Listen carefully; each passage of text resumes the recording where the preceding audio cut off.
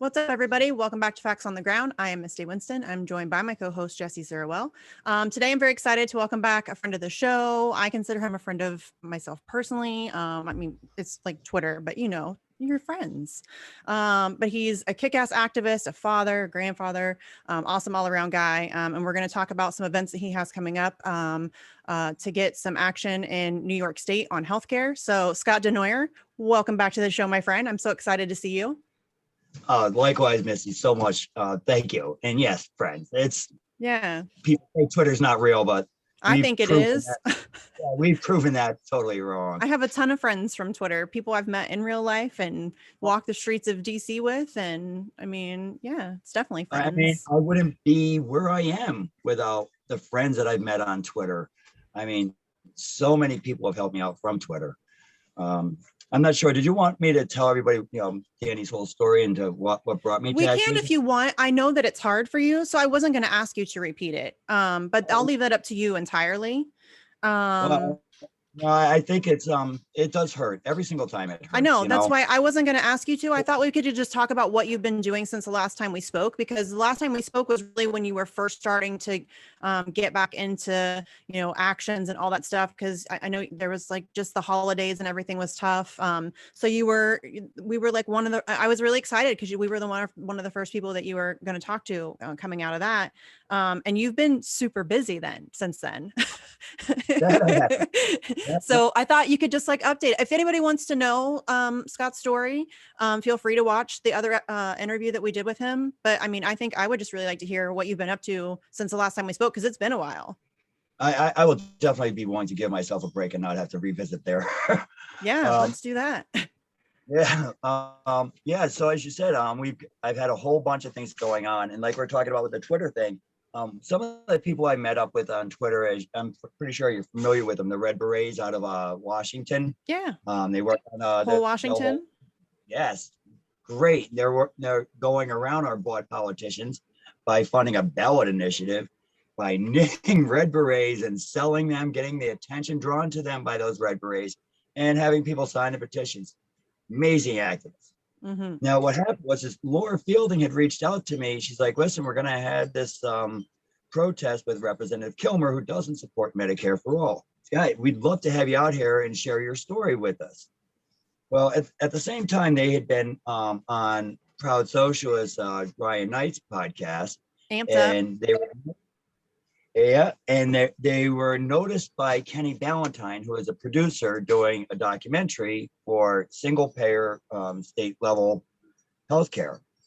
And he wanted to know if anybody had done any action with the Red Berets. And they're like, no, but we'd love to. So he started a documentary filming the Red Berets and all of their activism.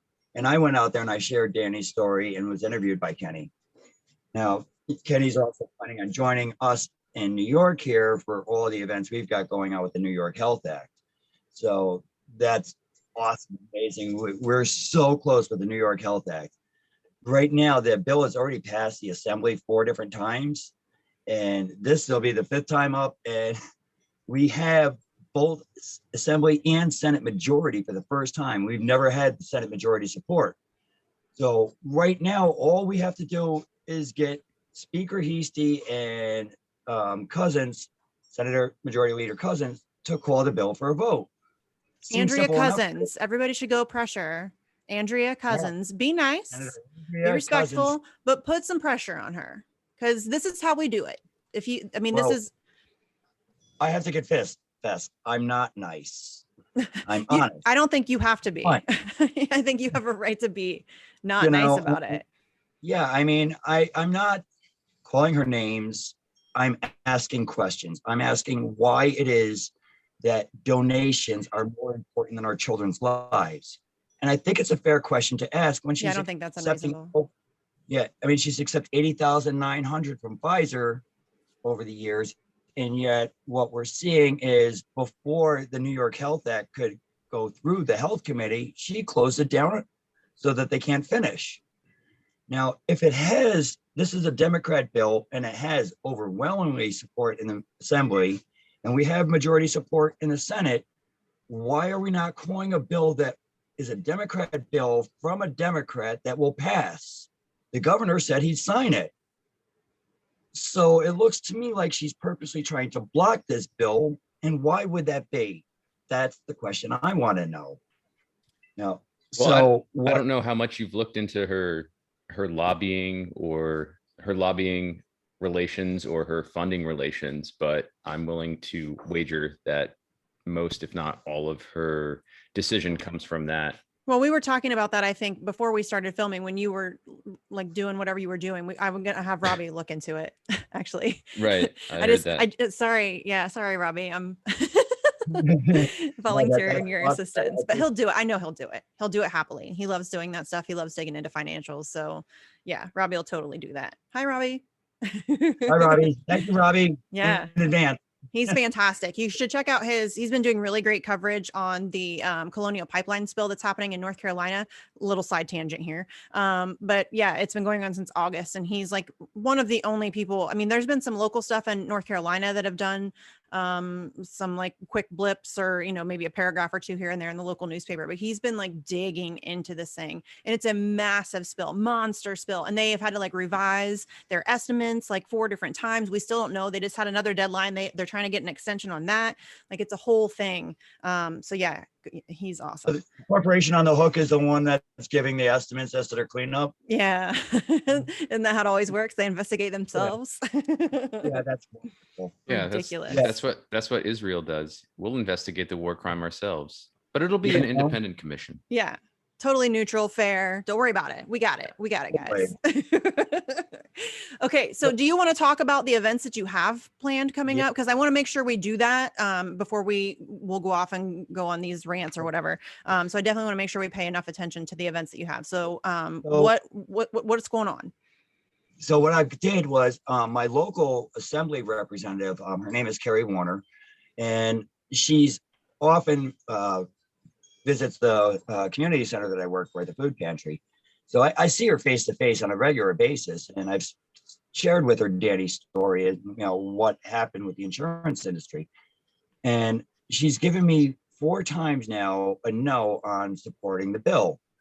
I've asked her over and over again, why, you know, and I've gotten 3 different answers that all had the same sound to me. I'm a Democrat in a conservative district, and I want to keep my seat. And you know what? That is not a good enough reason to support my son's murderers over her constituents.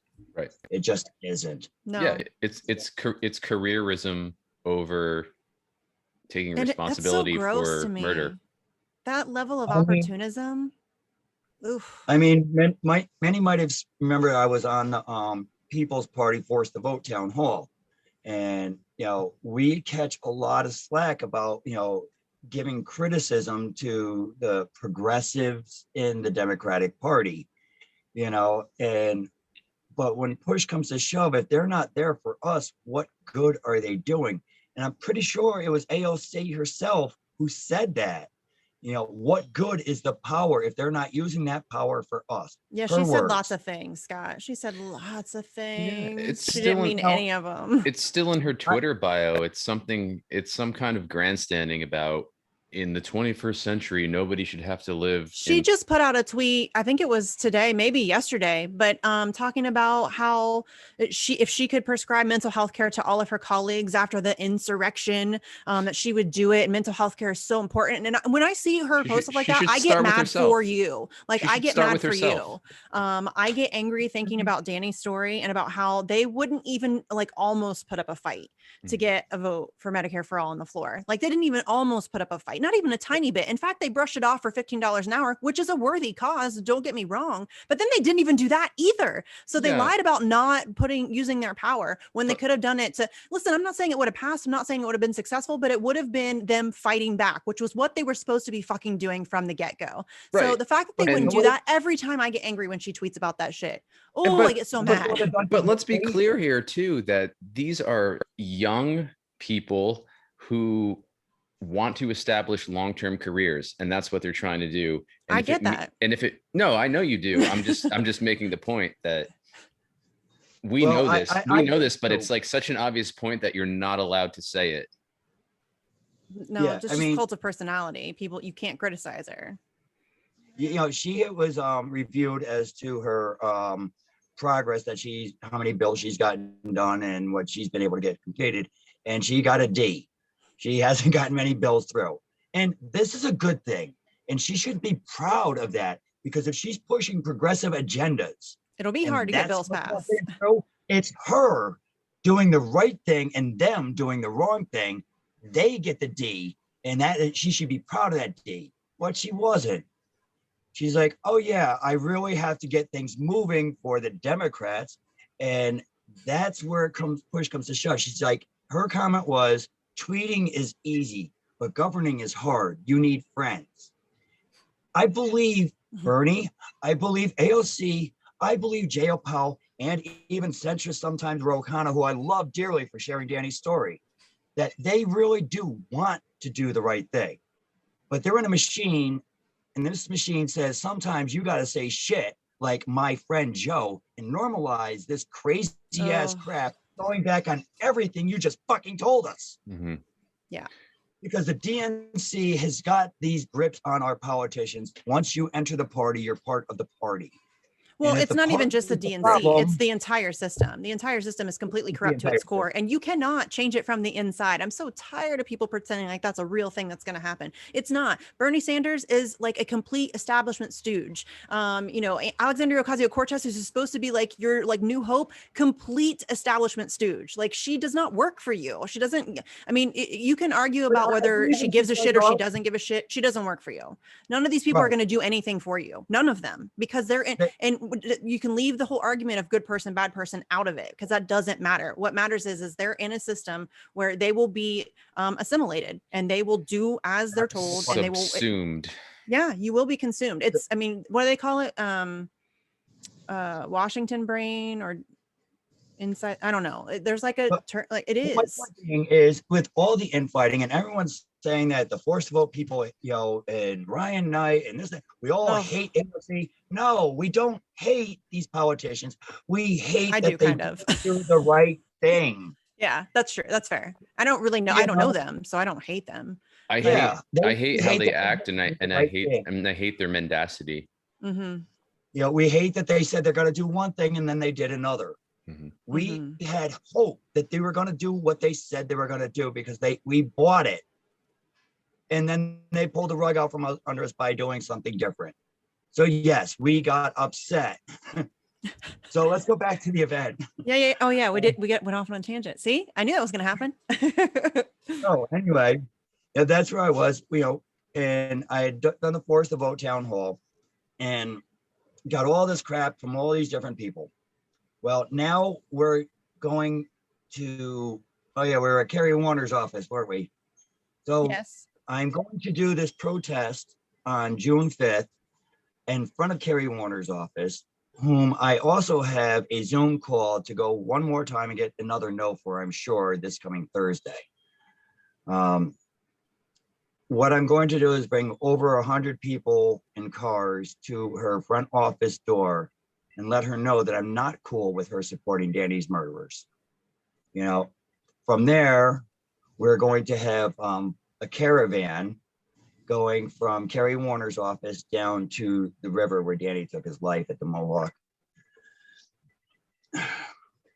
We've got flags and signs and flashers, and it's going to be a single file procession. We're going to have a moment of silence and vigil at the river for maybe about a half hour. And from there, we're bringing it down into the Capitol building, the whole procession, flags and lights, movie producer in tow, everything. And we're bringing it to Carl Easty and Andrea Cousins.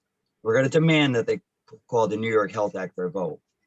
The New York legislative session ends on the 10th. Danny's birthday is on the 8th. And that's why I'm having this event on the 5th, because on the 8th, I'm also having a tree planting ceremony at his favorite childhood park. It's Kelly Park in Boston Spa. Spent a lot of time there. But I had just designed a bench with his image on the front of it. Came up beautiful. And that's going to be there at the park as well. I'm gonna leave that there with the trees. Nice. because Danny had always wanted to be returned to nature when he was gone. You know, God knew, none of us knew it would be this soon, but so we had him cremated. So some of his ashes will be buried with him. So we plant one there every single year for him. So there's 2 there now, and this will be the 3rd tree there. Nice. I love that. One of the things I'm always interested in asking activists is, such as yourself, is what kind of pushback you receive when you're even just planning events like the one that's coming up. Have you received any? And it is, and some of it's really ugly. Who are the players? There are 2 main players. You've got the really ignorant conservatives.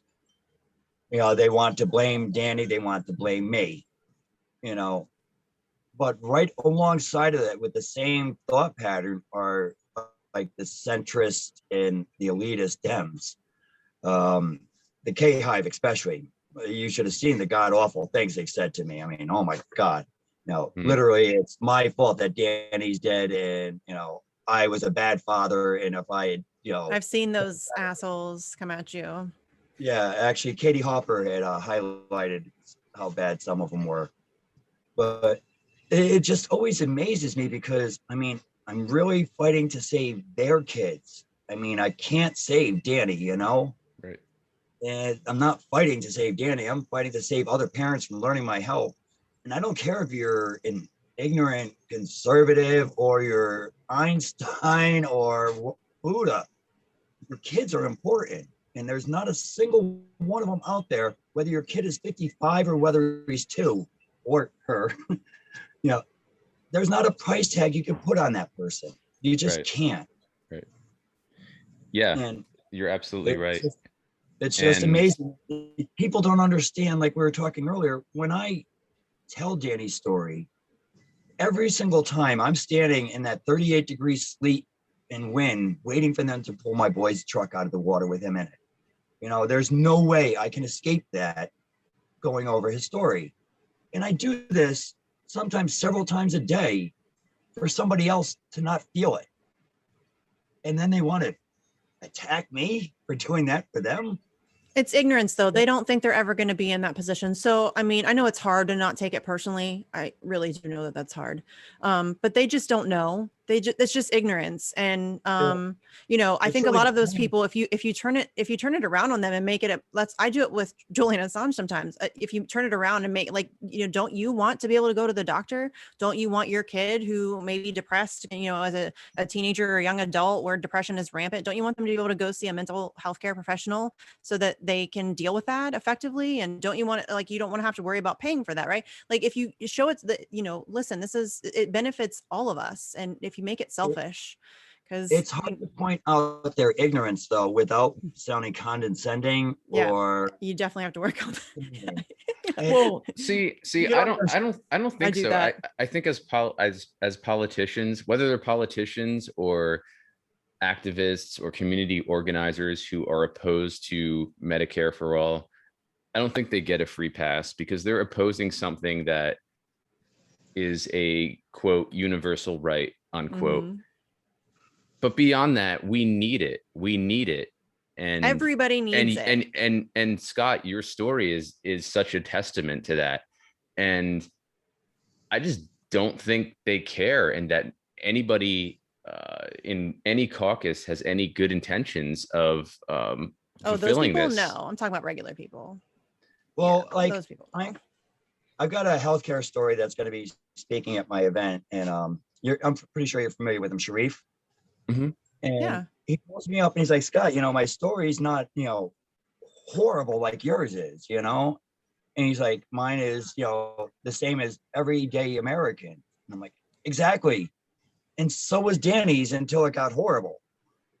And that's why I want Sharif speaking, because we need to understand that, Danny's story is everyone's story, just one twist away. Mm-hmm. Anybody could be cut off from their health insurance because of a missed payment, or they got fired from their job, or, they broke their leg and couldn't make it to work and the boss didn't believe them, whatever. There are a multitude of And reasons that's why somebody might lose their health insurance in this country. And that's fucking crazy. And the fact that it makes you a slave to your job, because once you have a job and then you get health insurance, it's really difficult. So you can be in a job that you absolutely despise, but you can't leave it because your kid needs to see a doctor. And the gap between quitting a job and getting a new job, there's usually like a whatever that, what's it called? I can't think of the word. Interim. Sort of like the whatever, there's like a 90 days or whatever, 6 months, it depends on where you're getting hired at, but it's like the this lame duck period. yeah. And you can lose your health insurance if you get fired, or if you get sick and you can't go to work, then you get fired, and then you get kicked off your insurance, and then you're sick. And I mean, it's the way that we deal with healthcare in this country is completely absurd. It makes no logical sense whatsoever, unless you are a greedy ass capitalist who wants to just rake in millions of dollars off of the death of human beings, which everybody says that we have the greatest healthcare system in the world. bullshit. And well, no, they are 100% right, except they're omitting two words. And we have the greatest money making healthcare system in the world, or profit generating. Fill in any adjective you'd like there. But that's what it is. We have the greatest profit generating healthcare system in the world. And it has nothing to do with what's best for the patient. It's how best we can generate profits for those on top. And that's what it comes down to. They'll have like some random strangers in a room somewhere deciding whether or not you get the procedure that your doctor said that you need to get. And they can decide yes or no, whether, and usually it's no, your doctor said you need this procedure, but we don't think that you need it. I'm some stranger that sits in an office all day, but I'm going to make that call. I mean, what a prime example for what we really need in our healthcare system. You've heard of Wendell Potter, I'm sure, right? Yes. Oh, yeah. I want to interview him, actually. Yeah, I mean, he's like amazing. I mean, the man had a case come across his desk. I think it was like $1 million for the girl's surgery. She was 17 or 19. And, the board kept denying the claim and he fought for it. And finally, he got the board to say, okay, we're going to pay for it. And 2 months later, she died because they waited too long. And that's why Wendell so many stories. Like, screw you. He went in the boardroom. He's like, all of you fuckers killed her. Yeah. And he's right. They all fucking killed her. Yeah, they did. This is a point I'd also like to bring up with this New York Health Act. Recently, during this past budget, Governor Cuomo went on camera saying that the $20 payment for the essential, the $20 payment for the essential plan is inhumane, and he's rescinded that $20 plan. For that, I say thank you, Governor Cuomo, for saying that Fidelis and these other insurance companies cannot kill more Dannies for $20. But fuck you for saying that they could kill somebody else's kid for a different amount. Get this bill passed, but no, he rescinded that $20 payment, and he didn't reach out to me. You don't think he's heard Danny's story? This happened in his state. I've made sure he heard about Danny's story. Why do you think they rescinded that $20 and decided it was inhumane? Because they lost somebody, they lost one of their citizens right away within the first 4 years of the plan for missing that $20 premium. Then they rescinded it. They didn't say why, they just said, oh, this is inhumane, without saying what made it inhumane. We know why it's inhumane. Right. And so many of these politicians do not have direct experience, such as the experience you've gone through or something similar. They're going off anecdotes, they're going off received opinions, and that's a huge part of the problem. That's why the can keeps getting kicked down the road, because it's like with those who lead us to war. How many of them have ever actually been in a war? Especially with legacy politicians like Cuomo, you know what I mean? He's never had to worry about whether or not he can go to a doctor. That dude's never had to worry about whether or not he can go to a doctor. And he never will. Child's got to get cut off of insurance, Right. His daughter never got to get cut off of insurance. Right. And when you haven't had to experience that, that's why I don't like, if you're going to have politicians, they should not be people like that. They should be people who understand what it's like to live, like these people have everything handed to them. They don't have financial worries or struggles at all. So until we get to a point where that's the case for everybody, those people don't get to have power over people who do have to deal with that and have to, fight and just to survive. Like, that's fucking crazy. You shouldn't be able to make those kinds of calls for other people when you don't have that experience. But we also got 2 other events that I want to mention too. On the 7th, the New York Health Plan and the Poor People's Campaign are both pairing up with a joint back-to-back event. New York Health Campaign is planning a civil disobedience, a die-in.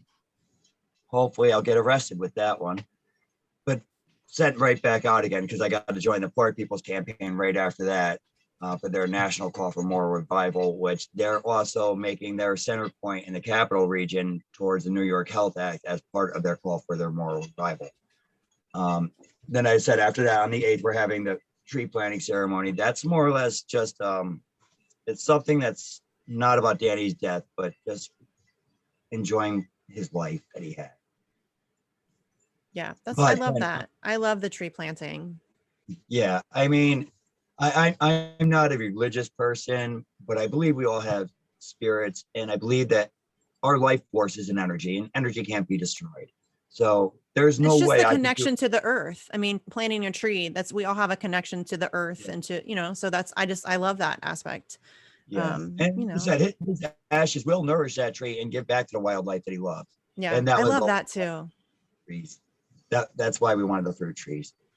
But on that, beyond that, on July 24th, there is a national March for Medicare for All where I'm attending the DC event. And if I'm not already under enough stress, I'll be speaking right before Marianne Williams. Williamson, nice. Yeah, Marianne Williamson. I'm not a big Yeah. fan of hers, but that's dope. But That's awesome that you're That's the Big second one for time Medicare for All. that's the second time she's come up for me today. really.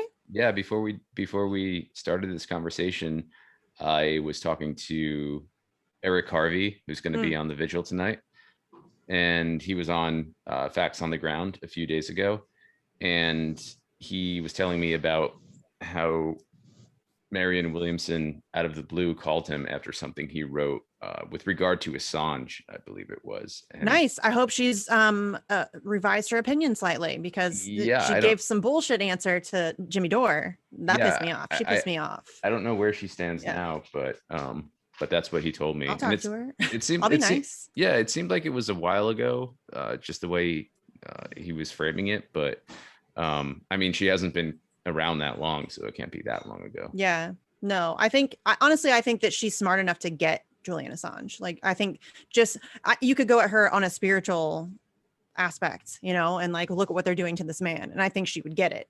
But yeah, the answer she gave to Jimmy Dore was not great, but I think that she was giving a newbie politician answer. Like, I'm trying not to piss anybody off. I'm trying to say the right thing, but I don't really know what I'm talking about. You know, kind of like Andrew Yang does every time he opens his mouth. but at least she's willing to talk about it. Yes. In an honest way, or she's trying to be honest about it. She's trying to be sincere. I do get that from her. Yes. Even that if she she is doesn't know. an honest actor. Yeah, for sure. Right. But that doesn't mean we have to laud her. No, that. She's a It's just- politician. That's right. never going to happen. I'm always going to be side-eyeing her. Always. Side-eye all your politicians, fam. All of them. Don't let them off the hook for any reason ever. Get familiar with the word askance. It Huh? floored me when that from the force of the vote thing, it floored me because Ilhan Omar, Jayapal, Bernie, Ro Khanna, all of these had heard Danny's story, you know, and they all said that they were going to fight for us. And then we hear stuff like my friend Joe, Auntie Nancy, Mama Bear said, I when I saw AOC in the beginning, when I heard Bernie in the beginning, when I heard Roe address the floor, I believe these politicians really want to do the right thing. I do believe, like we had said, it's part of a system where they got their hands tied somehow, and we're the victims from that. When they start saying Auntie Nancy and Mama Bear and my friend Joe, it normalizes and pretends everything they did is now okay because our heroes are saying it's okay because he's my friend Joe. You know, and he ain't our fucking friend. And no, he's not more progressive than they had anticipated. He's doing exactly what we said he was going to do. Mm-hmm. mean, And everything. Bernie Sanders, please, Bernie Sanders, if Joe Biden is somebody you consider a good friend, find better friends. Find better friends, fam. You're friends with a war criminal. That's gross. And not only are you friends with a war criminal, you're gaslighting other people about who Joe Biden really is as a person. That's Right. fucking gross. These are people who And what respected that you, does- looked up to you, donated to you, supported you, stumped for you, campaigned for you. That's gross. But Joe he- Biden is not a good person. he gets to spew platitudes. This is Bernie Sanders, bilk millions of dollars from people who actually believed he was going to Fight go for through them. with his campaign and make a difference. And you get to keep some like chintzy committee position for just towing the line. Maybe. Yeah. Maybe Alexandria Ocasio-Cortez got kicked off of committees, and she voted for Pelosi, still got kicked off committees. But I How'd think that work out for you? I think Chuck Schumer and Bernie Sanders are close enough in age where they can sort of have a like generational bond over keeping Bernie in his obscure committee position. Like, Yes. what is even the name of that? I've heard of it before, but nobody knows it like off the top of their He's the head. chairman of the budget committee. Okay. Yeah. So you know it. But he hasn't done anything with that right. at all. Yeah. He's done his platitudinal tweets where he like, I'm going to use the power of the budget committee to do, but then he doesn't ever do anything with it ever. Yeah. How about using it for Medicare for all? How about using your platform of millions of people to like call for some direct action on something that, we need? How about doing that for Medicare for all? How about going to Scott's thing, Bernie Sanders? You're not far. You're in Vermont. Head on down to New York, fam. Join the event. If you really care about Medicare for all, let's go. Show up. Do something instead of tweet about it, for the love of God. Maybe now that he's not campaigning, I'll give him a shout out and see it and invite him along, see if he'll show up. I mean, he should, if he proclaims to care about, this is what I'm talking about. Like, it's not like he doesn't have the power just by his sheer celebrity, which is ridiculous in a whole other show, but he can pull in the hundreds of thousands of people. Look at the rallies that he was having. I mean, 35,000 people in the streets of Boston for Bernie Sanders. He could do that easily across the country for things that we give, like that we need, Medicare for all. We can call some direct action, hold rallies, do something. All they do is tweet. That's it. They're not like, what bills are they writing? I don't see any bills being written. I don't see any, we can barely get resolutions on shit that matter. Like Alexandria Ocasio will throw in like a late resolution on, selling more weapons to Israel that won't ever go anywhere because she did it like 3 or 4 days before the deadline. And it's fucking ridiculous. It's a charade. She sponsored a bill condemning QAnon. So that's that's right? Totally, the most important thing we can, and we're going to spend the next 18 months on the goddamn insurrection because they don't have anything that can get them to vote, like get them votes. So they need to scare people and like, they're going to use this. It's the new Trump. They're going to use Marjorie Taylor Greene and all of the insurrection bullshit. And they're going to fearmonger about that for the next, however long it is until midterms. And then they're still going to get their asses kicked. And rightfully so. What's really maddening about all the gaslighting is, these politicians, these leaders come out and they say, this is wrong, this is wrong, this is wrong. And we're all like, yes, you're right. Thank you. And then we get excited, we get active and we get out there. And then they're like, oh, hold on, let's slow this down a little bit. And then the ones that are comfortable with their lives step in line and follow suit behind them and then start attacking the ones that we were fighting with earlier. They were fighting with us before, and now they're against us because we're still where we were, and they changed their foothold, because their leader changed positions and just led them along the way. And now we're the bad guys when they were fighting alongside of us before. Right. And that's how they divide us. And there's the generation gap too that produces an obvious form of stupidity, which you can see in the live streams that Ocasio-Cortez does about cooking her dinner and then trying to have a dialogue about COVID or Medicare for all at the same time, and then tweeting afterward, I got so caught up in the conversation that all I did for my salmon dinner was zest my lemon. And then you have Ilhan Omar with the emojis, the laughing emojis with the tears coming out of their eyes. How can you take these people seriously? And how can you think that they take our welfare seriously? It's a joke, and they're putting it right out there for us to see it. And I don't think they deserve any credit for anything because they really haven't done anything whatsoever. No. they stoke the infighting. I mean, after the force of vote That's their town whole hall, purpose. yeah, after the force of vote town hall, Alexander Cortez had a big long thread regarding the town hall and Jimmy Dore calling her a sellout. Me and Savage Joy both brought out, what about the healthcare stories? You're upset because Jimmy called you a name. That's what Jimmy does. Okay. He's a loudmouth comedian who gets high all the time. Yeah, really, that's what you're upset about? Like, I'm upset about people dying from lack of healthcare personally. I don't give a shit what Jimmy Dore says. If Jimmy Dore uses a bad word, I don't give a shit. It doesn't hurt anybody. And just on that note, Scott, I've not heard one word out of Alexander Cortez about Danny, not one. And Not surprised. her office is only 4 hours from my house. You know, and I'm pretty sure the Hudson River that the Mohawk goes into goes right by her office. You know, yeah, but nothing. I just wanted to sort of add on to what you were saying about Ocasio-Cortez and what upsets her and how it's totally off the mark. I made a quip last week on Twitter. Somebody posted something about how she parked her Tesla in a handicap spot at Whole Foods and, you know, just didn't give a fuck and went about her bourgeois lifestyle and got her Whole Foods shit. And I responded joking, but also kind of serious, but it's probably never going to happen, that she should take her Tesla like Elon Musk did and shoot it into space, but with herself aboard. And I got suspended from Twitter for that. And for making a joke on Twitter about a politician. Yeah, I've no doubt there's like an AOC committee at Twitter. Oh, for sure. Yeah.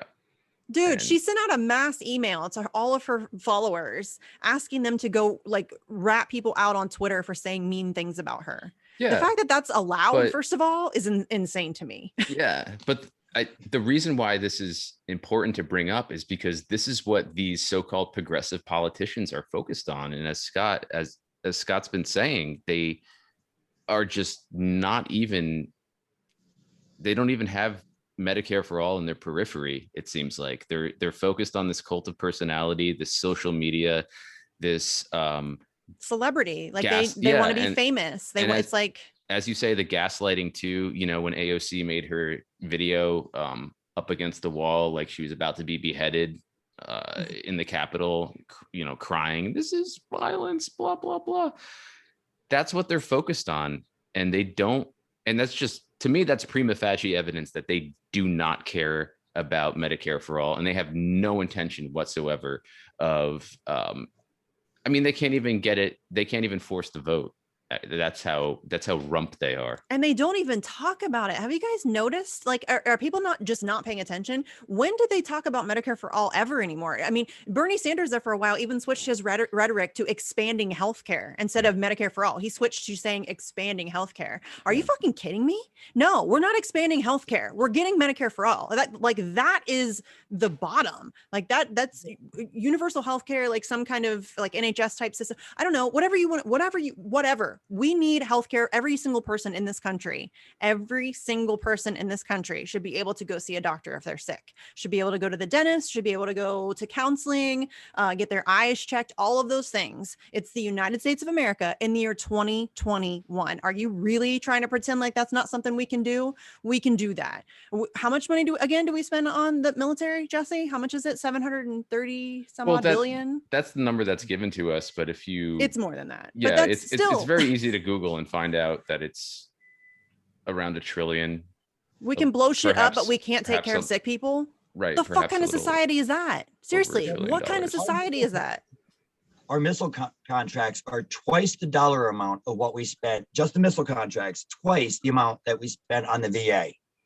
I think and the VA was only given to them that much because Trump gave it to them, of all people. Right? No, that's their health care, more than the Democrats do.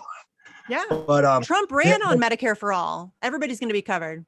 The government's going to pay for it. The government's going to pay for it. He said that in an interview out loud. But he got a talking to. Yeah. There was a conversation had with Donald Trump too. the one point I'd like to bring about the force to vote that we didn't mention earlier, you know what it would have also brought for me? It would have brought, the floor vote would have brought testimonies. Testimonies Yes. would have been me fulfilling my promise to Danny. Because my promise, I'm sure you've heard it, was to make our lawmakers look me in the eye and see the consequences of their decision. Yeah. That's my drive right there through all of this. That promise to Dan, I can never break. And I've sat in front of politician after politician after politician. So yes, I've kept the promise. But you know what? Kamala is on the top of that list. After what she did to my son, I Ugh. have to sit God, in she front gets of me. that woman and make her see what she did. And I don't care that I'm in some little hick town in the middle of nowhere and that I've got chickens running around my backyard and she's the vice president. Don't care. I've never broken a promise to my children, and she's not going to be the first one to make me. She will sit in front of me and she will see what she did. And that's what the town hall would have What done. she It would have did brought- is so good. I mean, should we maybe look we should forward to clarify that what day. she did. She used Danny's story for to like maybe you should tell everybody what she did, because obviously I had asked everybody when everything went viral to that co-signed Bernie's Medicare for All bill to share Danny's story in support of Medicare for All.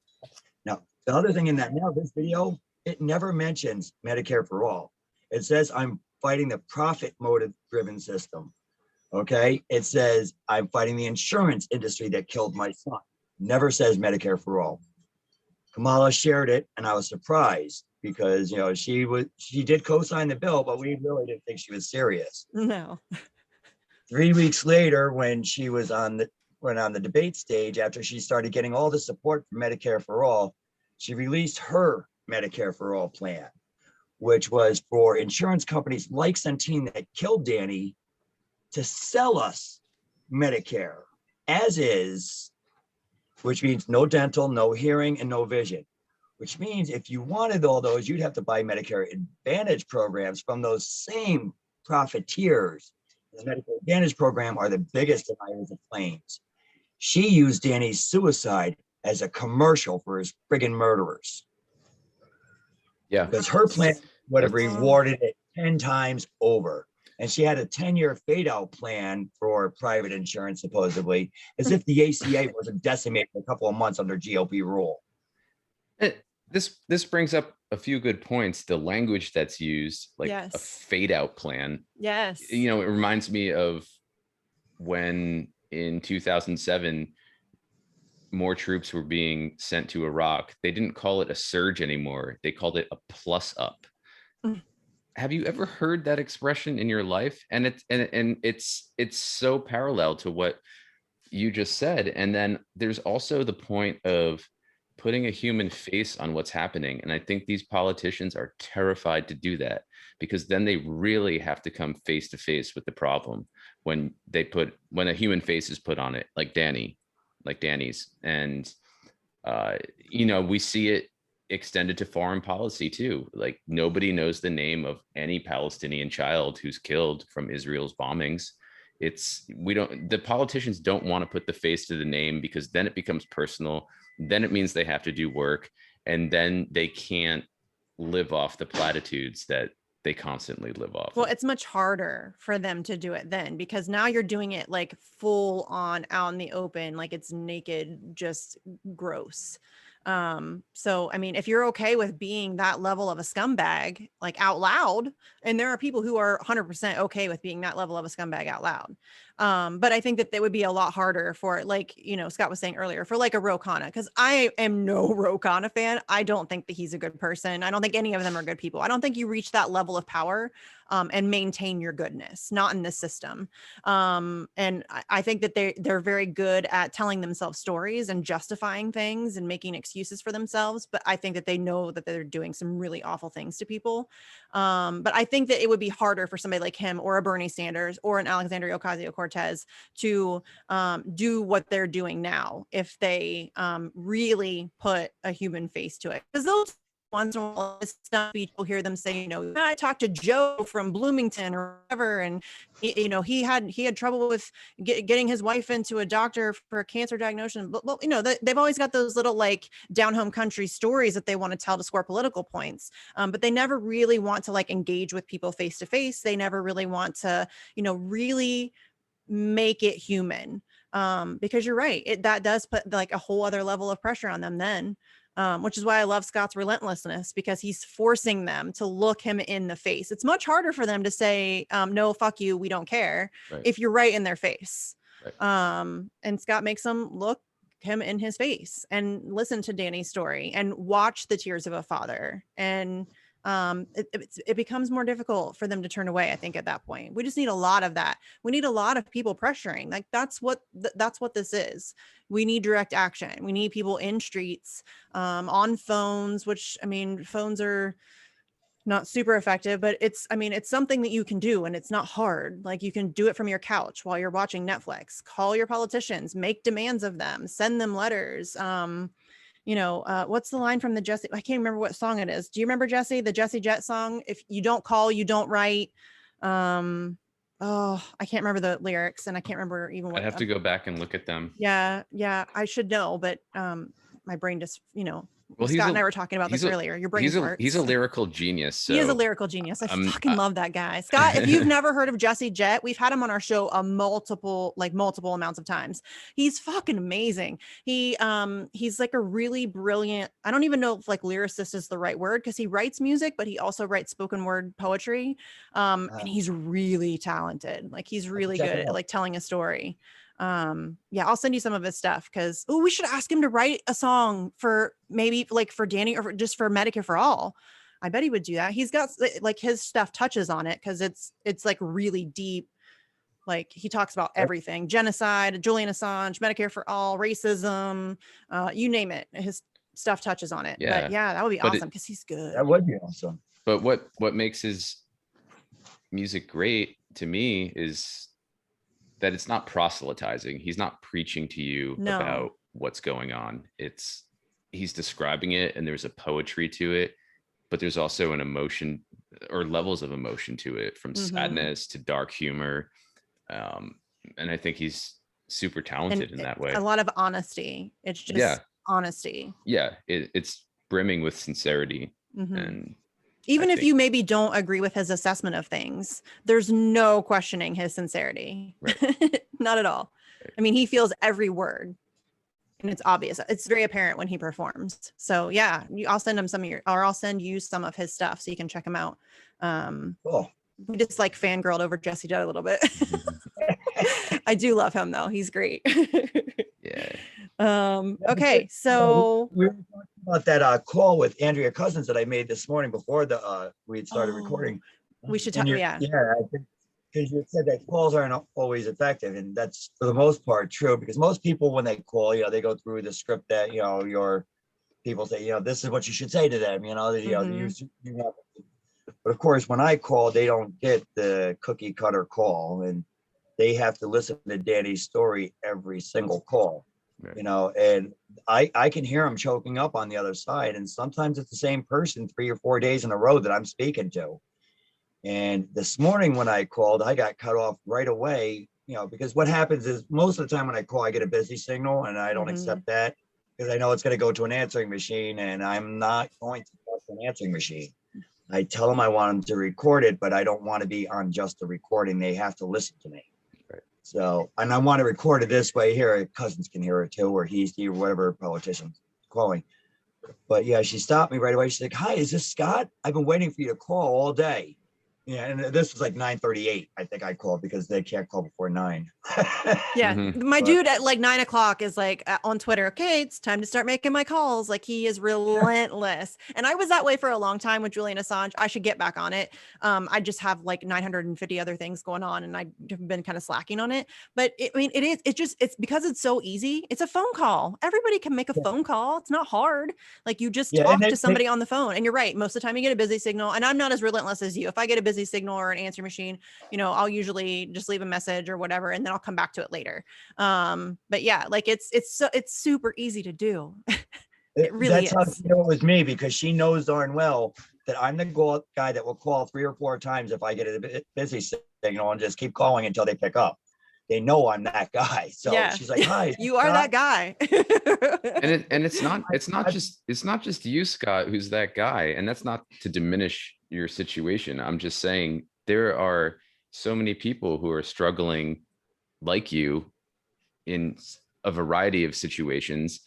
And the fact that nobody can even pick up the phone and even just talk to you, like not Yeah. even broach the idea of making concessions for Medicare for all. Like the fact that we live in this country, which is supposed to be this bastion of freedom and et cetera, all the lies we've been fed, and nobody can even take your call It was either after your son has after what happened to Danny, and it's such an obvious picture of like what's wrong with the system, and there's still nobody there to take your call. It's ludicrous. It's insane. it was either Monday or Friday that I had called one of the 2 offices, and I can't remember which one, and they were getting ready to transfer me. And I said, I'm not having that. You're not transferring me to a machine. And I was like, no. And she started snipping at me. Like, she yelled at me. She's like, oh, no, you're not going to tell me what you're going to do. I'm telling you what, I'm going to transfer you right now. And if you don't like it, you can hang up. And she hit the button. I didn't realize she was transferring me to the other office, to a person. Oh. Because she didn't express that to me. And I wasn't going to just let her transfer me to a machine, But could you imagine your constituent is calling the office and you're going to yell at them how they're going to behave? Like, excuse me, I'm pretty sure you work for me. Yes. Exactly. And you're yelling at me because I want to get my message to you while you're working for me. They're supposed to be working for you. Yeah, and they don't think of it that way. They're looking down upon the constituents, calling them, harassing them to pass a bill. For us. That will help them. That will help their constituents. But because their donors aren't on board, nope, can't have that conversation. That's what's so fucked up.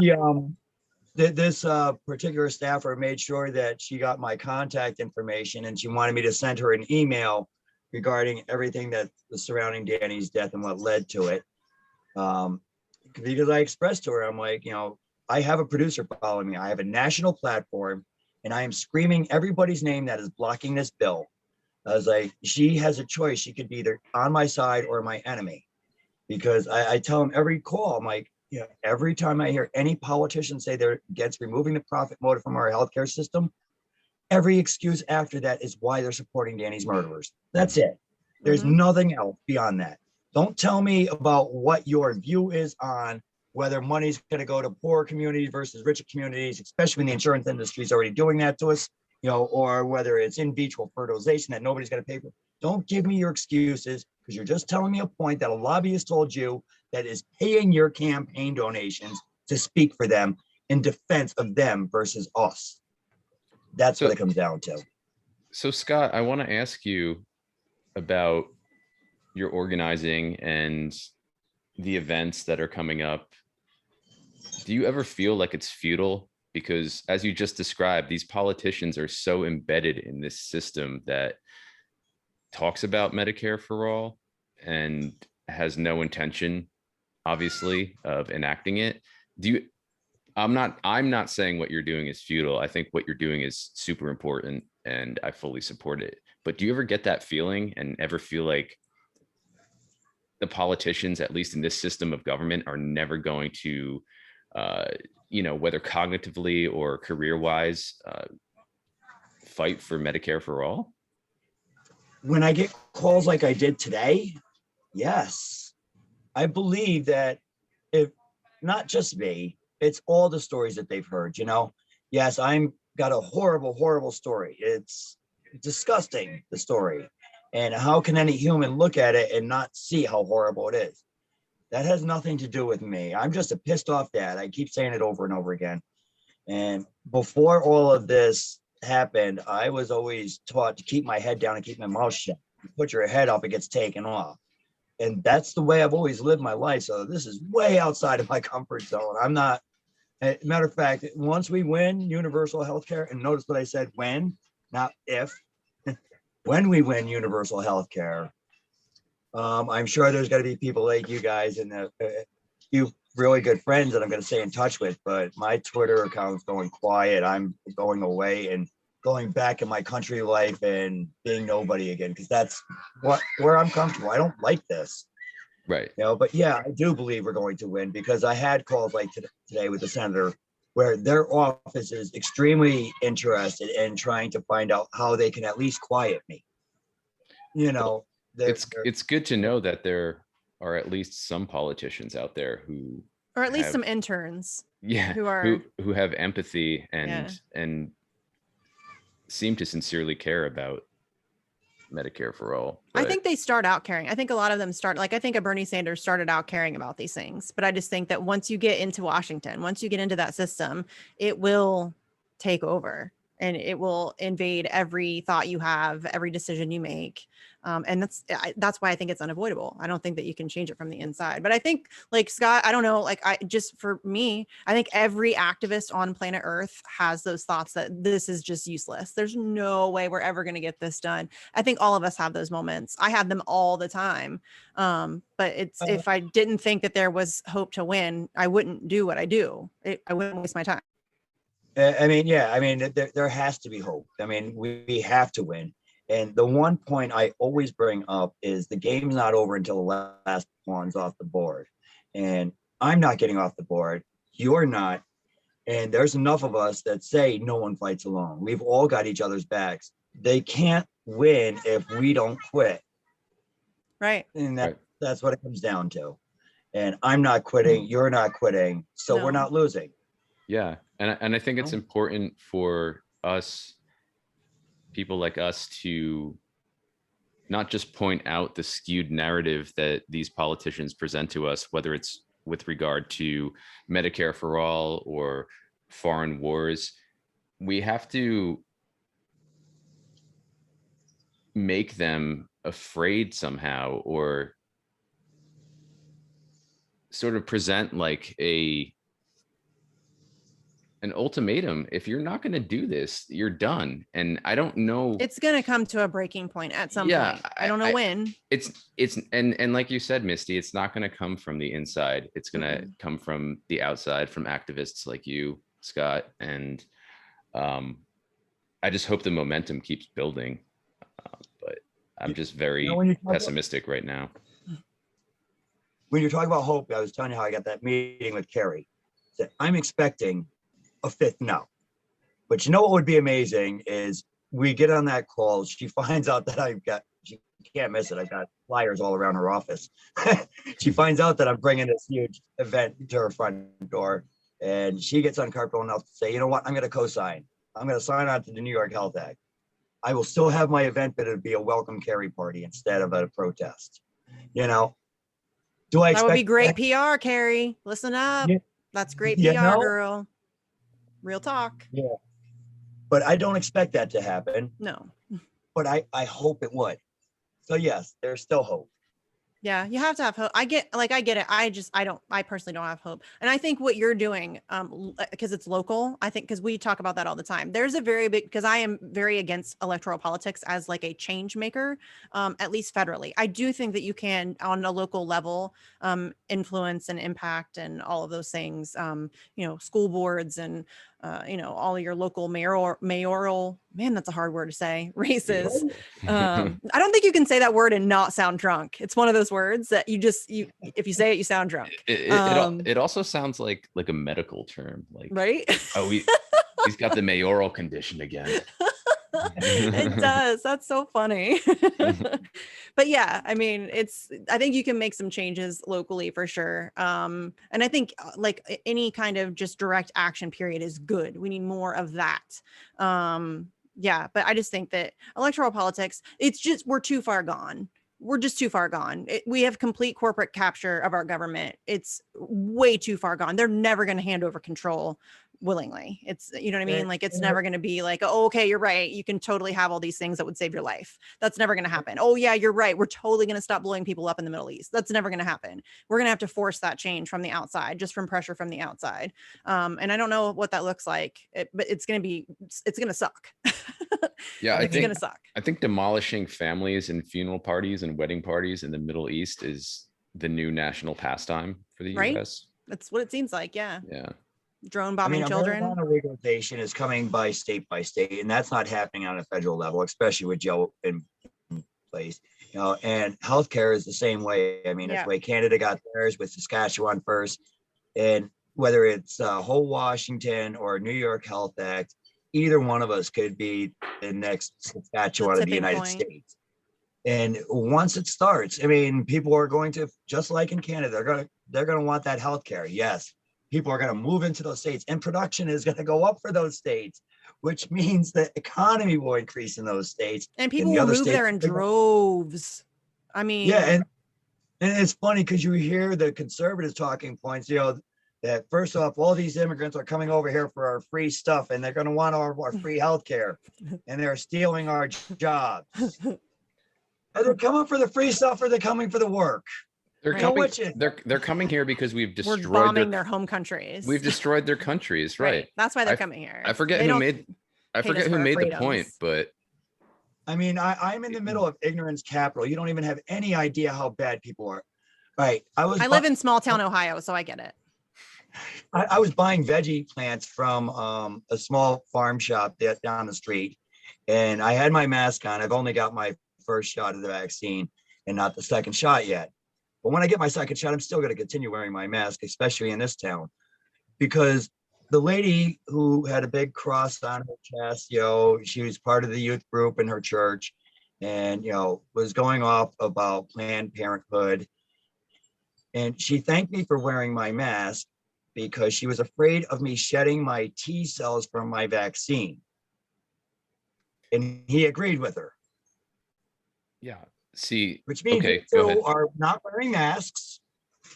They are afraid of the vaccine. And Well, this is all Don't thanks to want me to read the propaganda. other- Like, there's so much misinformation. So there's a lot of Bullshit. stuff that people just don't, across the board. I think But all if they're scared of sides. the if they're scared of the T cells from the vaccination giving them the vaccine, why are they not wearing the mask? Right.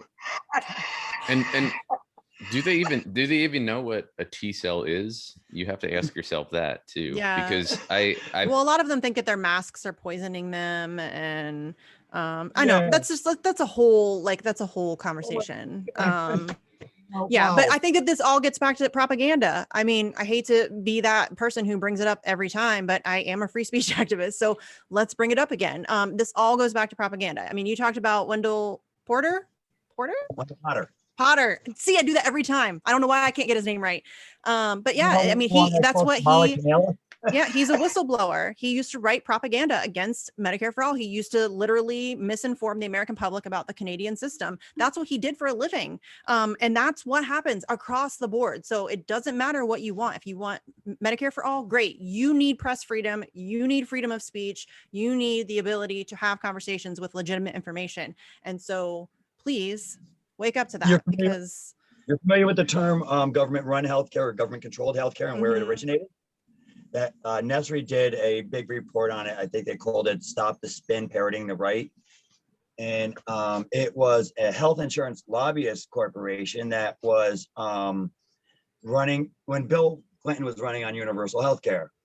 Before that point, they had never even used the term in the media, government-run healthcare, but 3 times, dating back to the 70s. They did it, you know, from the 70s up till that Bill Clinton, 3 times they used government-run healthcare. Well, they put a think tank together, and the focus group discovered that government-run or government-controlled healthcare scares the shit out of them. That's how propaganda works. And you're surrounded by it, fams. It's all around you. It's on every magazine cover. It's in every sitcom you watch. It's in every school book. Are supposedly left-leaning media, the MSM, they're parroting the same things. Mhm. Government-run healthcare, government-controlled healthcare. They're all in it. They're all in on it. They're owned by the same people. Yes, and that's just it. CNN is saying government-controlled healthcare, knowing it's not government-controlled Of healthcare, course they knowing it's know. single-payer universal healthcare. But we can't say that because, well, the insurance companies pay us to keep our mouths shut and say what they want to say. Yeah. Now everybody's scared of government run healthcare. This When is they why I used to fight love so the idea. hard against propaganda. This is why. This is why. This And conversation right here. let's just once again point out that somebody on CNN like Don Lemon or Chris Cuomo or somebody on MSNBC like is Mika Brzezinski on MSNBC? She's on MSNBC. Morning Joe. Yeah. Yeah. Morning Joe, Joe Scarborough. These people are never going to have to worry about No. healthcare. Most of them ever. have never had to worry. Most of them are legacy. They have nice pensions. They have nice 401ks. Like their lives are set, cemented in just even if their health insurance Life O'Reilly. cancer, they can afford. Yeah, they can afford more health insurance. That they're going to be just fine. And what fuels them, what enables them to do that is that they get paid insane sums to go on television and lie to people, recite propaganda. Yeah, and as long as killing people. Yes. Right. Well, I think some of them are too dumb to know what they're doing. I think they're just useful idiots. Like the Chris Cuomo's, and I don't think he's all that bright. And I think that he just like this is a what's the word? Like a societal thing for him. That's not the word I'm looking for, but it's like a position of esteem. Like he wants, you know what I mean? It has nothing to do with, he doesn't care about truth or lies, or he doesn't think about that stuff. It's just he's a narcissist. Show point for him. It's a show point. Yeah. And he's going to forget about it in 2 weeks and be onto something else. I don't even think he understands what's going on. I mean, this is the guy who went on national TV and told everybody that it's illegal to look at the WikiLeaks. Yeah. Well, no, it's not, fam. I don't think he even knows how to navigate to WikiLeaks. No. But, you should just get your info. We'll read them and then we'll tell you what's in them. No, you won't. I'll be reading those things. Yeah. But just to finish what I was saying, I think that it's really dangerous that these people are doing this, that they're just so pliant when it comes to the official narrative, because so many people watch this news and think that it's truthful and they're taking that in, and they can look. I don't think people are inherently stupid. I think people are smart and they know how to discern things from themselves. I think people are easy to manipulate. Right. But if you get bombarded over and over with a message, even if that message is changing and being watered down, as we've seen with Medicare for All, that's super dangerous, because then people go back to believing, well, it was a nice idea, Medicare for All, but not really going to work. We're not a socialist country. Do you want to be a socialist country? Look what happened to the Soviet Union. You know, like it's going to be the same thing. The same propaganda, and they're very good at it. That's why it's, and I think it's the front line, because they're really fucking good at manipulating the way we think about things. That's not tinfoil hattie. That's not conspiracy theory. They're really good at this shit. They're very good at like emotional manipulation and making you see what they want you to see and telling you the stories that they want you to know. And you are not it. And to me, that's what I think our current mainstream media is one of the most dangerous forces on the planet, without question. I mean, it's up there with the military, legit, because it manufactures the consent for everything. All of the horrible shit that we do and that we ignore and that we allow. They're the ones who are selling it. They're the ones selling all of it. Biggest export is entertainment. That's all you need to know right there about us, Yeah. Yes. Entertainment goes right into the news media. Yeah. And that includes the wars we wage. These are wars of entertainment, in a sense. They're wars of trying to make a hybrid, some kind of perverse hybrid of imperial death and sex. And if you're not sure what I mean by that, try to look up, or if you have the book, The Great War for Civilization by Robert Fisk, he talks about after the first Gulf War going to Mutla Ridge, which is essentially in the desert in Iraq. And it's where the so-called highway of death happens.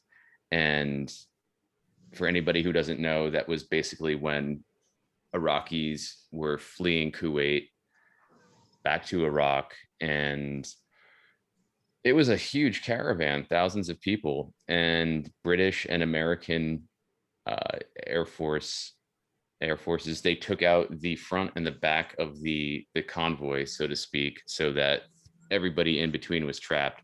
And then they just went back and forth, taking out the entire convoy, even calling it jokingly a turkey shoot.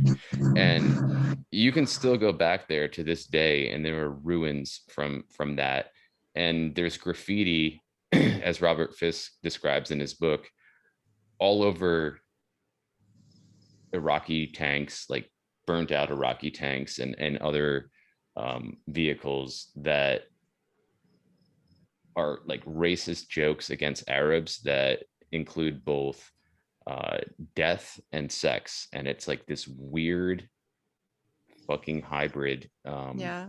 that America is, I think, obsessed with. And it's We a live in a sick society, y'all. Right, I right. mean, it's really, we were talking about this, I think, on the vigil the last time, but we live in a society where if a politician wants to like boost their approval numbers, they go to war. That's what Benjamin Netanyahu just did. Mhm. A lot of the reason why they just launched this recent attack on Palestine is because he's in deep shit. He's, got corruption shit going on, and he's in deep shit, and he knows it. And a way that he can maintain his power is to go to war.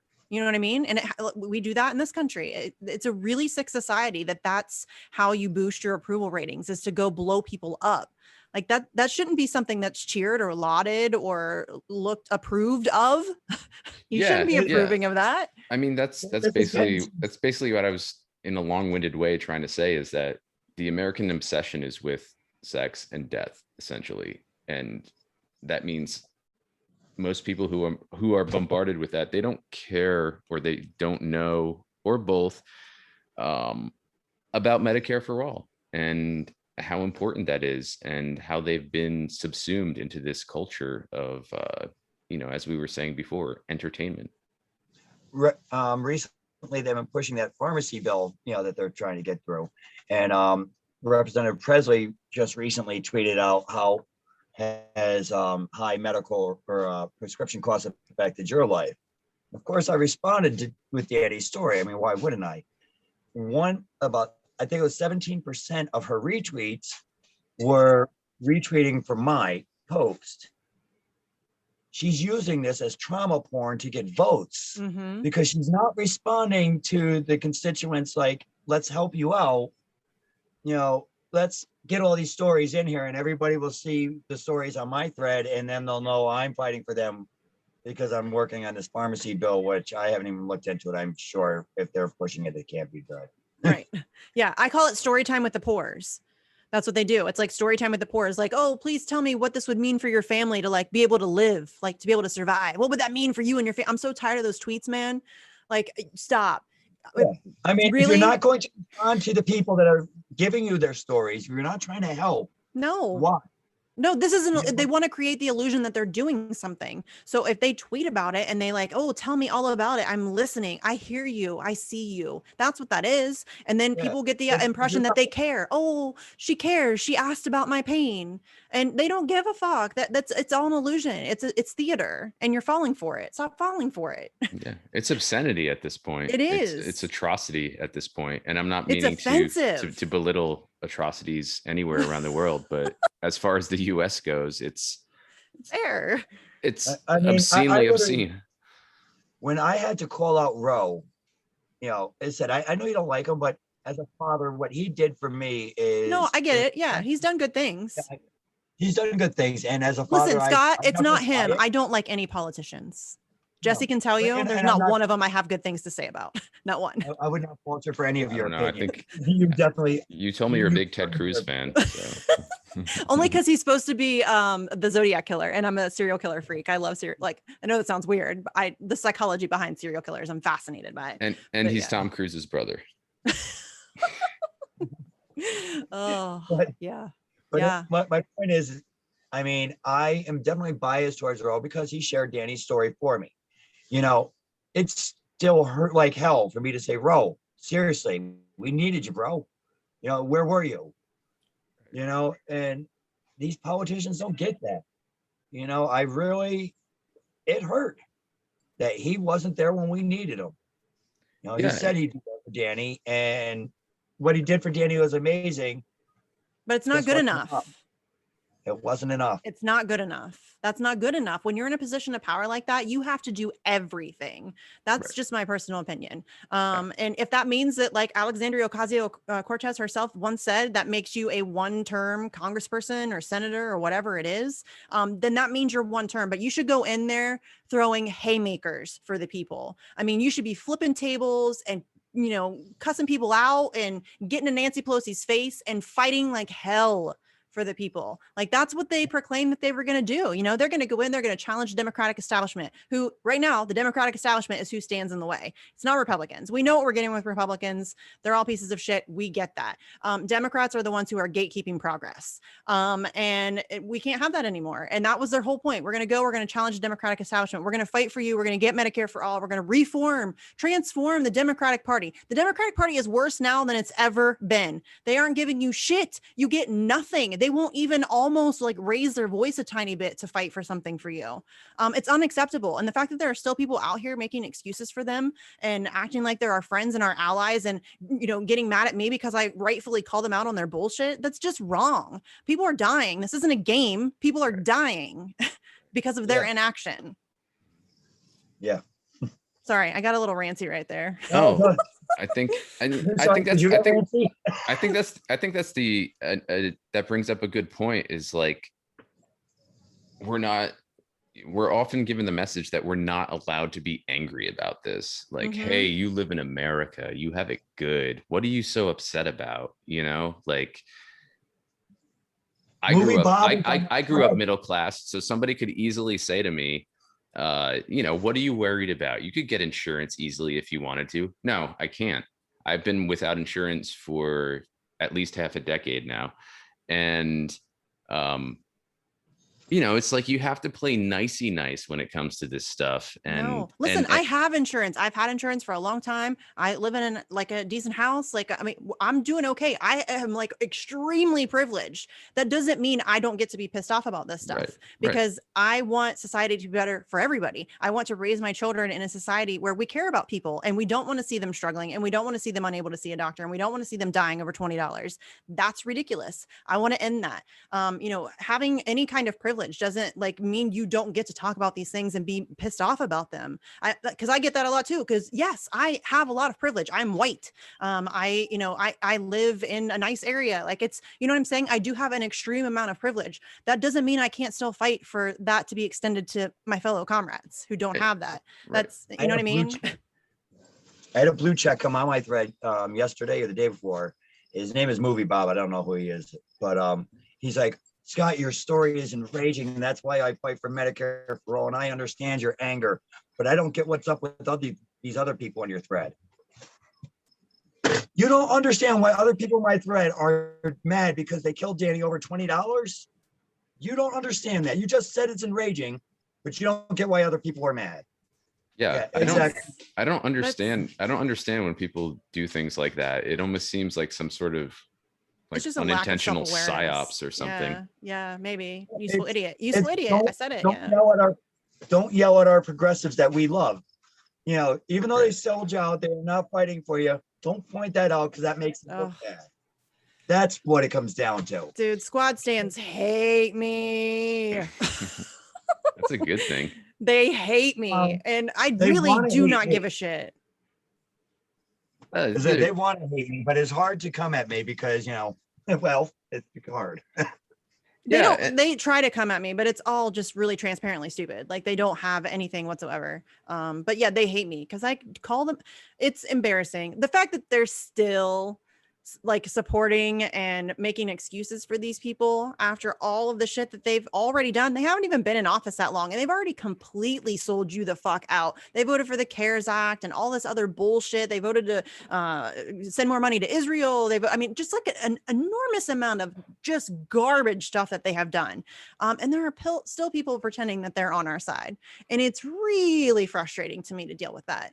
Like, you should, but they'll be mad at me for calling that out. It's unreal. It's really, and I get that it's like that cult of personality, and it's like, you know, these are their idols, it's like this weird worship where you can't criticize them at all whatsoever. And I just don't play by that at all. I don't like any politicians. I don't trust any politicians.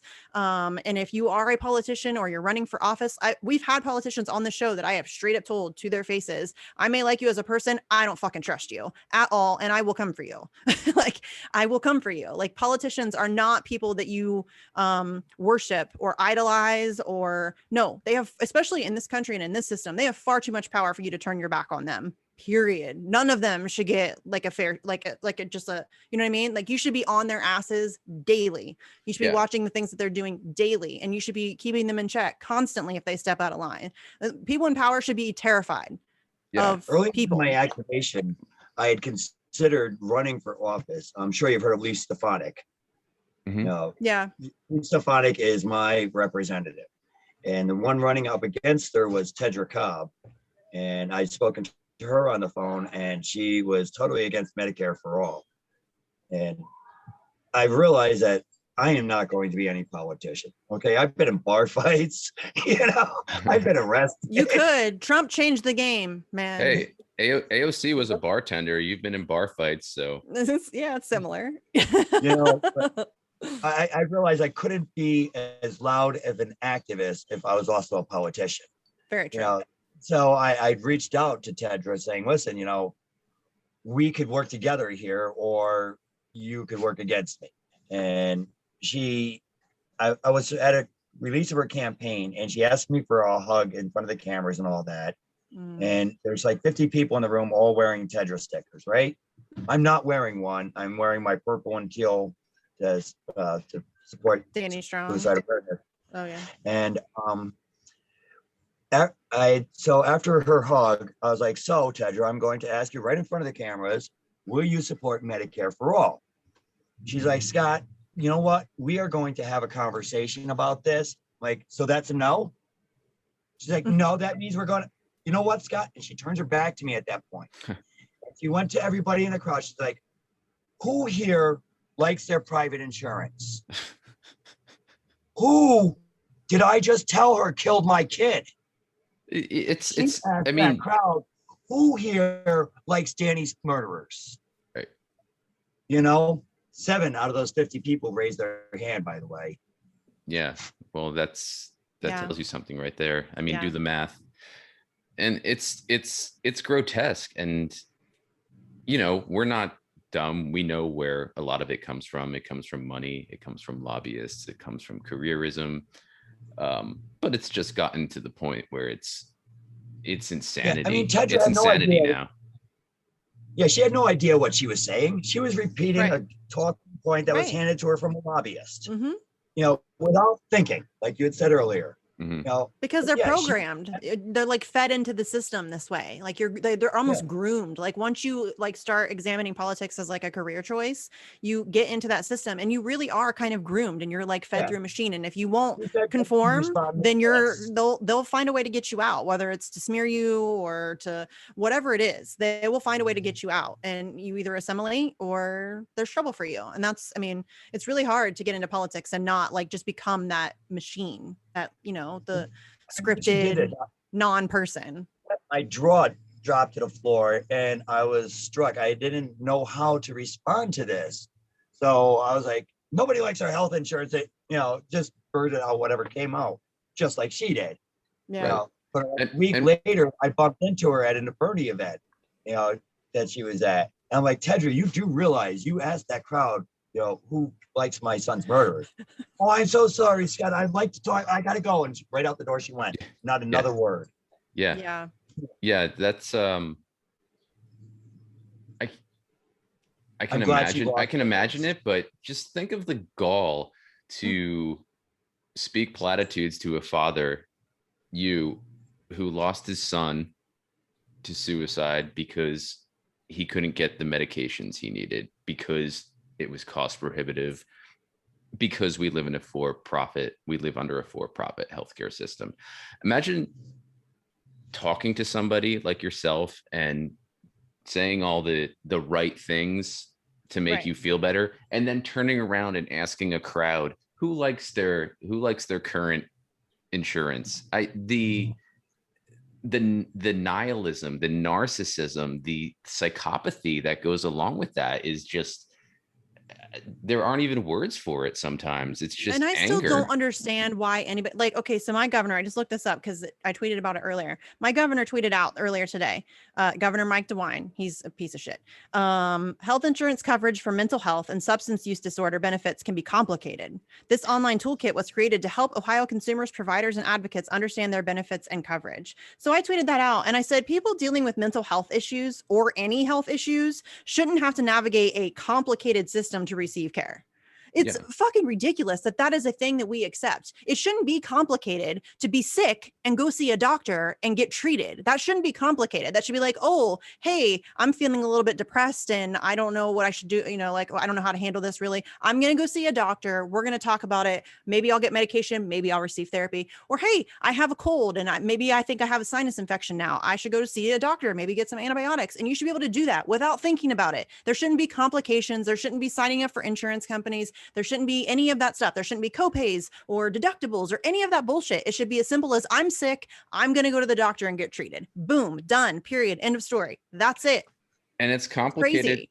because they make it complicated. Yes, that's why for it's profit. complicated. That's why it's not, complicated. It's not organically complicated. It's the No. way they've set it up that makes it Because I just said it. complicated. It's very easy. It's a very simple concept. You're sick, you go. That's it. Boom, Right. boom, A to B. Right. There is no in between or middle ground there. We were discussing earlier about how easy it is to get dropped from insurance. You know, there's actually a term for getting dropped off of your insurance and getting back on again in the industry. It's called churning. And there's a black line on a Churning? chart. Churning. Like butter? Churning? Yes, like butter. Oh, Churning people on and off of insurance has a black line on a chart. Wow. Yes. There's a profit generated from churning patients on and off of healthcare. Because like Danny, he misses a $20 payment. He makes the next reinstatement fees. Reinstatement fees, which also gets paid by the government to the insurance industry. He's covered for the month, but this month he's already missed his refill prescription. So they can't cover it for this month. It'll happen next billing cycle. Right. So the $250 for the prescription, but get the money from the government for covering them. Because they submit, God, well, he so was reinstated. sick. Churning. That's so sick. Oh, another thing I heard about insurance companies. Remember back in the 80s when HIV was finally discovered? It was a breakthrough in medical science, you know. Now we knew what caused AIDS. And that's also when the HIPAA laws first started getting enacted, because we had to protect everybody's information, which the insurance companies were really lobbying behind.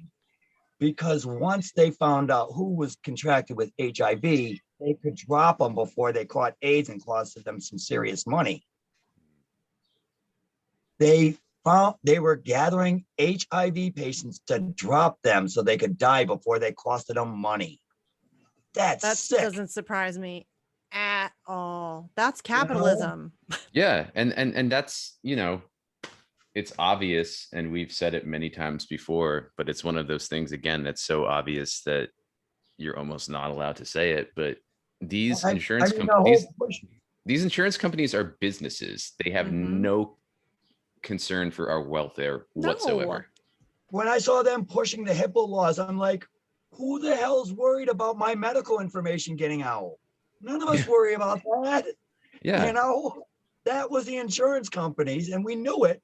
And that's what it was for, so they can kill people with HIV. Right. And then you have an actuary or a risk analyst sitting somewhere in making a medical cubicle, decisions. Yeah, deciding who gets to live and who gets to die. It's who's never met you. This person has never met you. They're not your doctor. They've never treated you. They've never examined your body. They've never looked at your CT scans or your x-rays or your blood work or none of that stuff. They're just some dude in a suit sitting in an office deciding whether or not you get to live. The fact that that's our system is fucking ridiculous. It makes no sense. Looking for keywords to reject your claim. Yeah. That- And that's they're not looking to Yeah. actually approve you. They're trying to find ways to deny you. That's their starting off point. Let's try to deny this person because they make more money that way.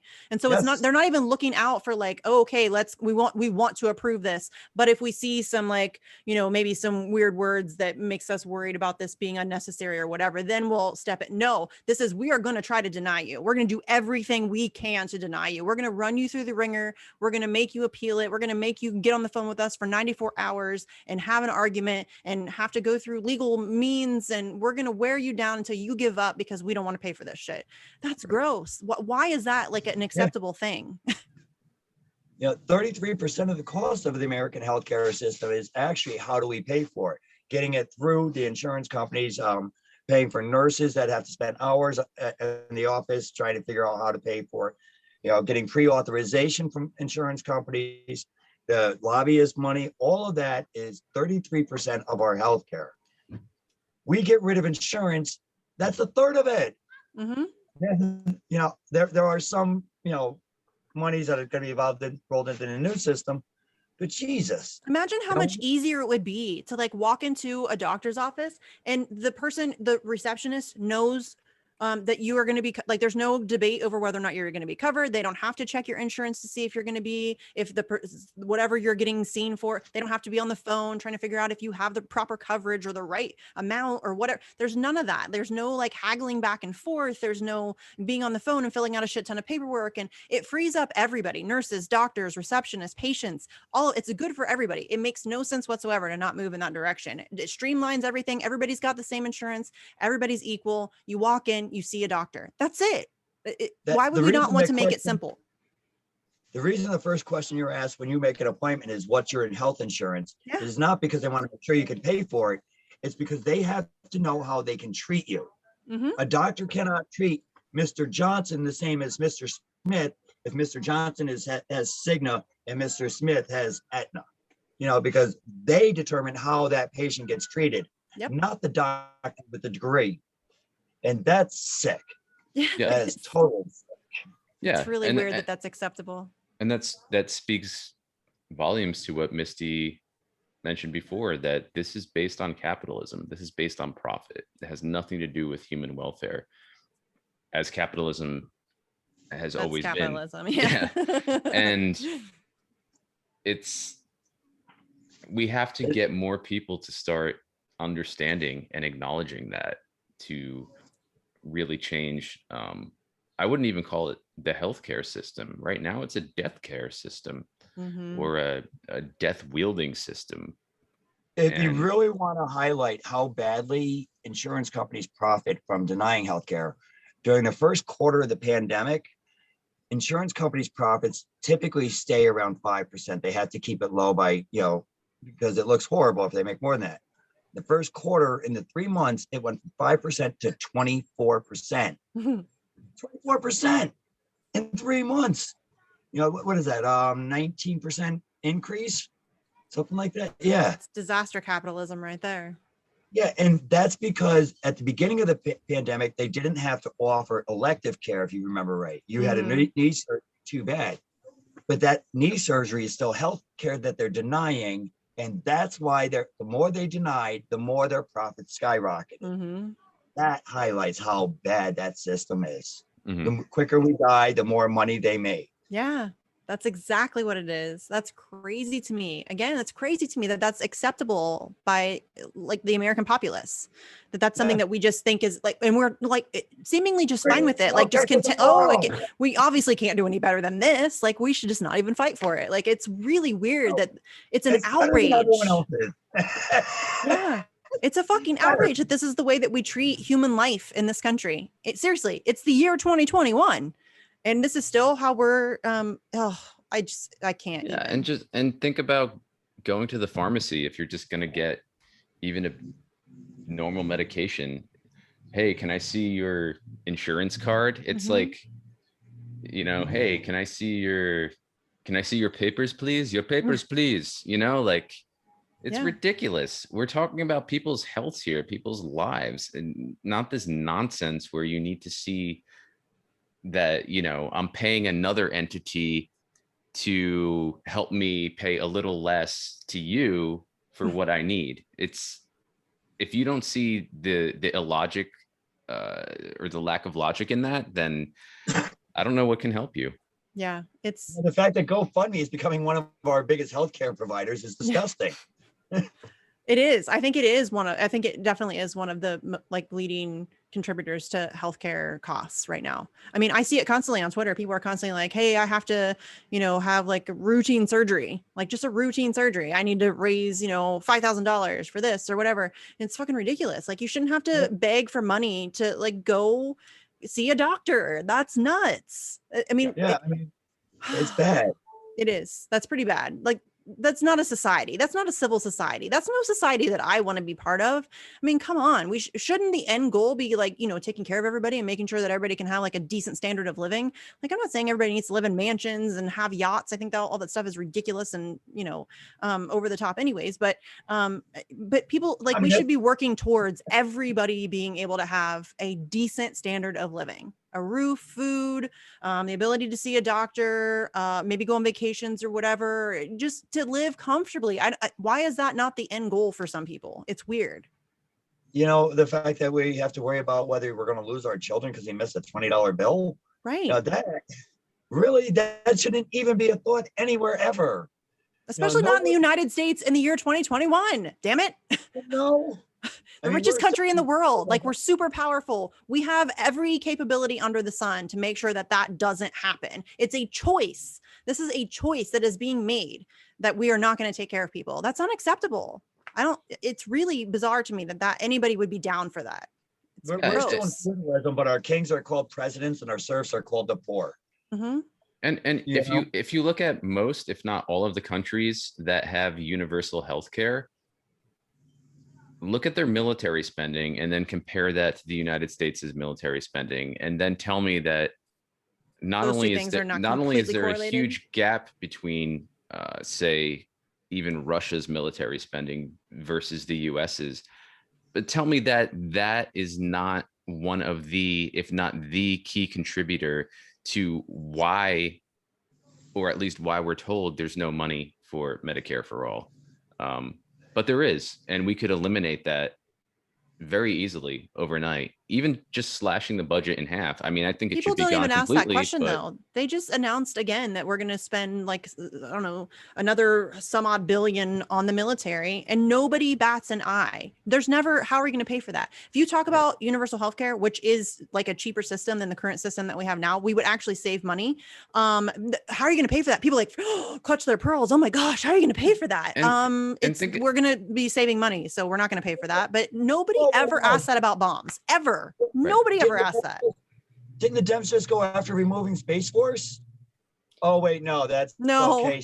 Oh, right? Yeah. yeah, It's ridiculous. No. These 28, 29, 30-year-olds, they're like, oh, space is so cool. Space is pretty cool, but we don't need a space force. We don't need to militarize space, fams. We don't need to do that. Let's not do that. Space is going to be less cool with Space Force in it. Yeah, let's not do that.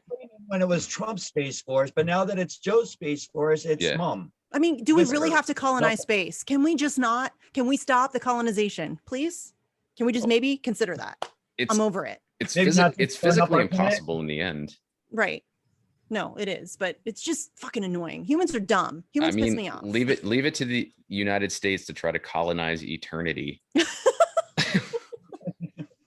Oh, see what I mean? Humans. I hate it. It's so dumb. Like, just stop. Stop already. Makes no sense. Anyways. If any of us hit the lottery, we just buy an island somewhere and start a community. Yeah. First oil goats. Slow news day commune. Joke about it all the time. Yeah. S&D commune. Yeah. I'm down. Let's go. I don't really have any skills, but wait, do you want to do commune or kibbutz? I don't care. Just somewhere I can smoke some weed with my friends and not have to deal with this ridiculous ass society. Yeah. I'll be the pot farmer for the community. All right. We need a couple of those probably. I mean, the crew that's going to be there, we're going to need some farmers. Can I be your assistant? His Padawan. You want to be my assistant during trimming? Yeah. Nobody wants to be your assistant during trim days. I mean, I've only seen footage of that. It looks very tedious, but Yeah. it also looks Oh. very meditative as Yeah. well, sort of like It bonsai does. trimming. I couldn't do it. You can't Do- smoke and trim at the same time, because if you smoke, you forget that you're trimming, and if you're trimming, you Right. forget to smoke. Right. So Yeah. That's the rub right I'll there. just sit and watch you guys. I'll supervise. Yeah. I'll be the supervisor. Make sure we don't smoke too much. Right. I'll smoke it for you.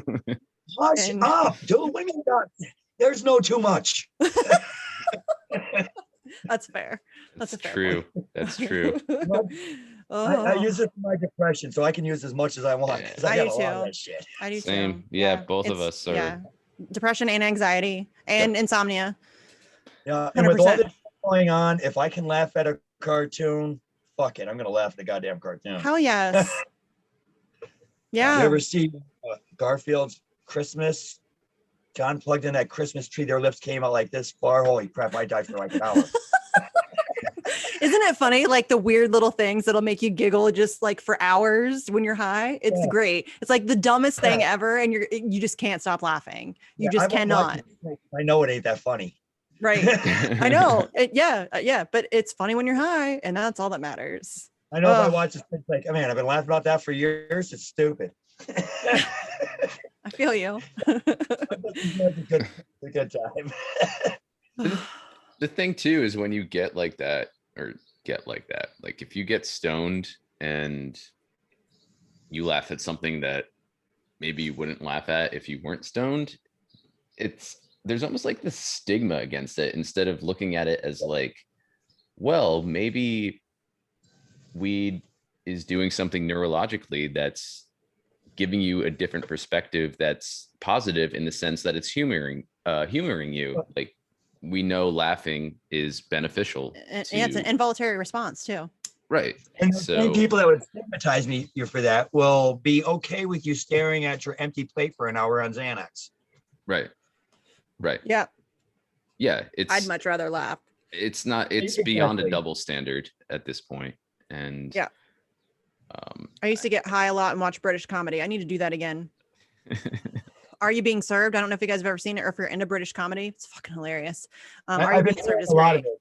Yeah. Actually- And oh God, why am I Fry and Laurie. Stephen Fry and Hugh Laurie. oh yeah. Funny stuff. Funny stuff. Stephen when you're high. Fry's. Highly like recommend it. I like Highly Stephen Fry. recommend it.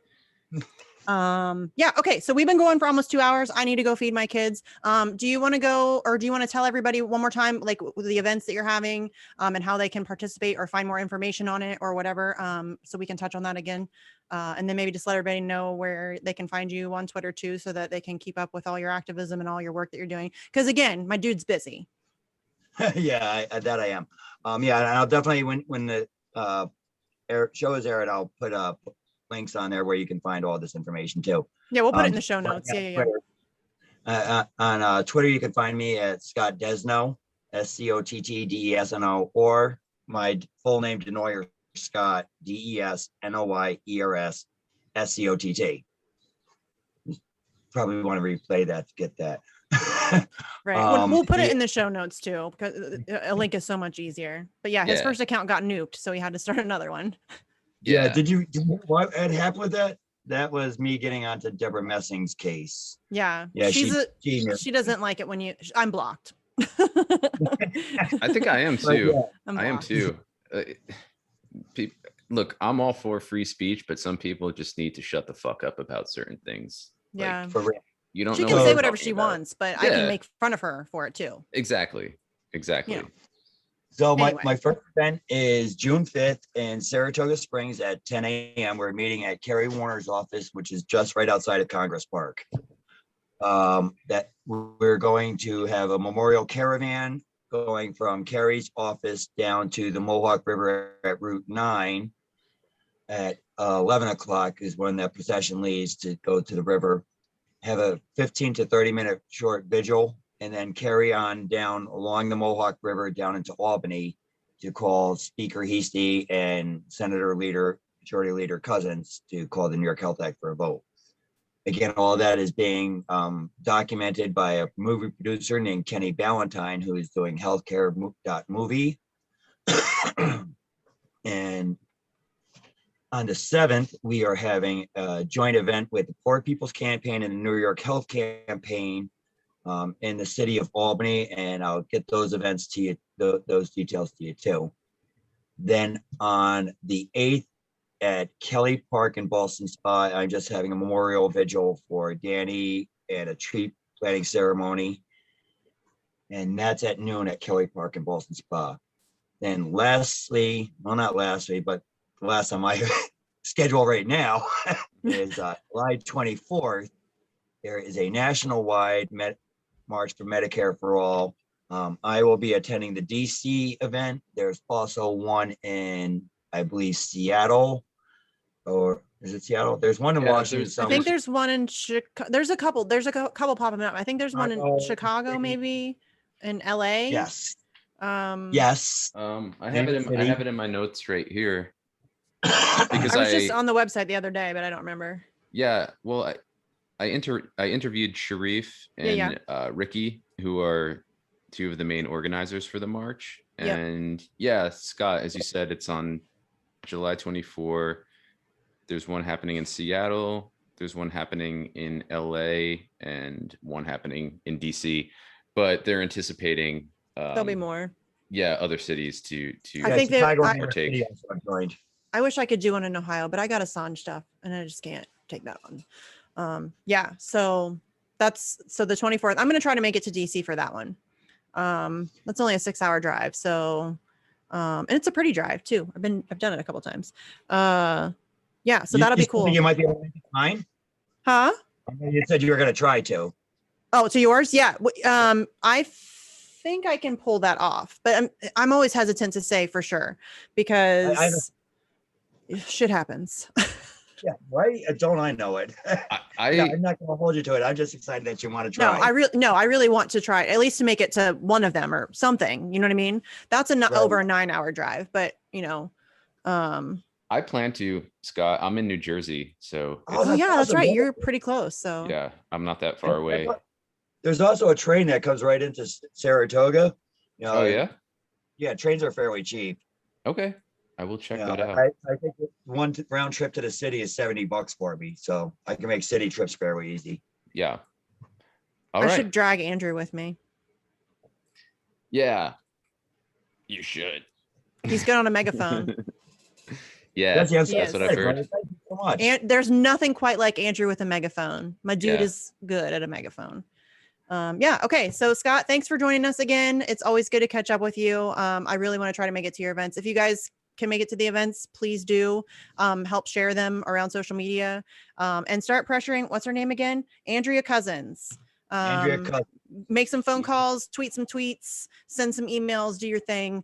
Let's put some pressure on her because they're in a good position right now for what they're trying to do in New York. So, a little push over the edge could be all we need. So yeah, thanks again for coming on the show and thanks everybody for watching and we'll catch you next time.